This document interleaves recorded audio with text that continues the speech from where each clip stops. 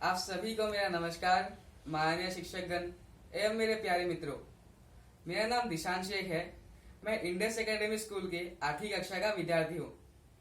मैं आशा करता हूँ कि आप सब लोग अपने घर में हैं और सुरक्षित हैं।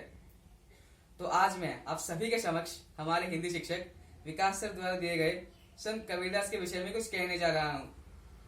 मैं आशा करता हूँ कि आपको मेरे द्वारा इस विषय में कुछ जानकारी प्राप्त होगी। तो कबीरदास कौन थे? उन्होंने समाज के लिए क्या किया था? उनका जन्म कब हुआ था? उनकी मृत्यु कब हुई थी? आइए इन सब प्रश्नों के उत्तर जान लेते हैं। कबीरदास एक महान कवि और संत थे। उनका जन्म सन 1397 में काशी में हुआ था। उनके जन्म के संबंध में काफी मतभेद है।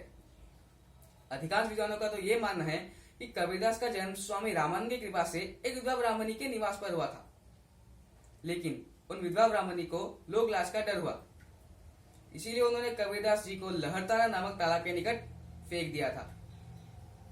वहां से नीरू और नीमा नामक जिलोहा दंपति को कबीरदास जी मिले और उन्होंने उनका पालन पोषण किया।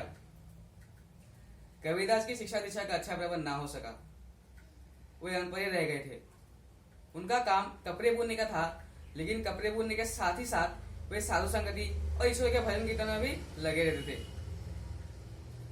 कबीरदास का विवाह लोई नामक एक स्त्री से हुआ था। उनके पुत्र का नाम कमाल और उनकी पुत्री का नाम कमाली था। कबीरदास ने अपना जीवन का सारा ज्ञान डेटाशन और साधु संगति से प्राप्त किया। वे पढ़े लिखे नहीं थे, लेकिन उन्होंने जगह जगह यात्रा कर सभी धर्मों एवं समाजों का गहरा अध्ययन किया। अपने इन्हीं सभी अनुभवों को उन्होंने लोगों तक कविता के रूप में पहुंचाया। वे मन से कर्म करने में विश्वास रखते थे।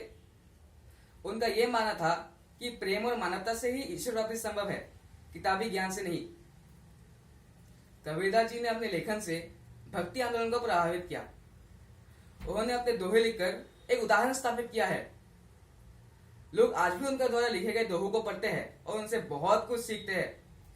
ये छोटे छोटे दोहे बहुत कुछ चीजें कह जाती है। कबीरदास जी की मृत्यु सन 1495 में हुई थी।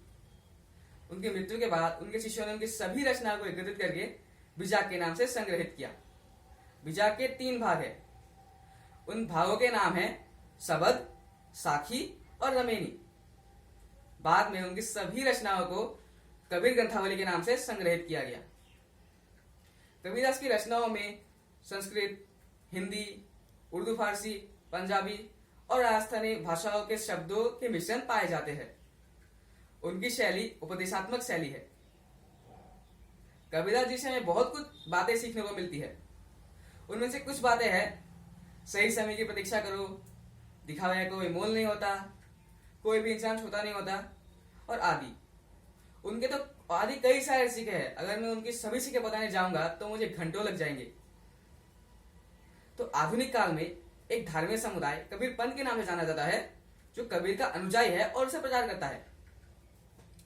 इस समुदाय के सभी लोगों को कबीर पंथी कहा जाता है और ये पूरे भारत में फैले हुए हैं। हर साल विभिन्न तिथियों में कबीरदास जयंती मनाई जाती है। ये मूल रूप से कबीर का जन्मदिन का एक उत्सव है। कबीरदास जी का हिंदी साहित्य में एक विशिष्ट स्थान है। उन्होंने हिंदू मुस्लिम में एकता लाने के निरंतर प्रयास किया था। वे पढ़े लिखे नहीं थे, लेकिन पढ़े लिखे ना होने के बावजूद उन्हें जनता पर जो गहरा प्रभाव डाला है, वह बड़े से बड़े विद्वान न कर पाए थे। तो अंत में मैं यही कहना चाहूंगा कि कबीरदास की सभी रचनाओं के दिए गए सीखों को हमें सीखना चाहिए और उन्हें अपने जीवन में अपनाना चाहिए। इसी के साथ मैं अपने बातों में विराम लगाना चाहता हूं। धन्यवाद। जय हिंद।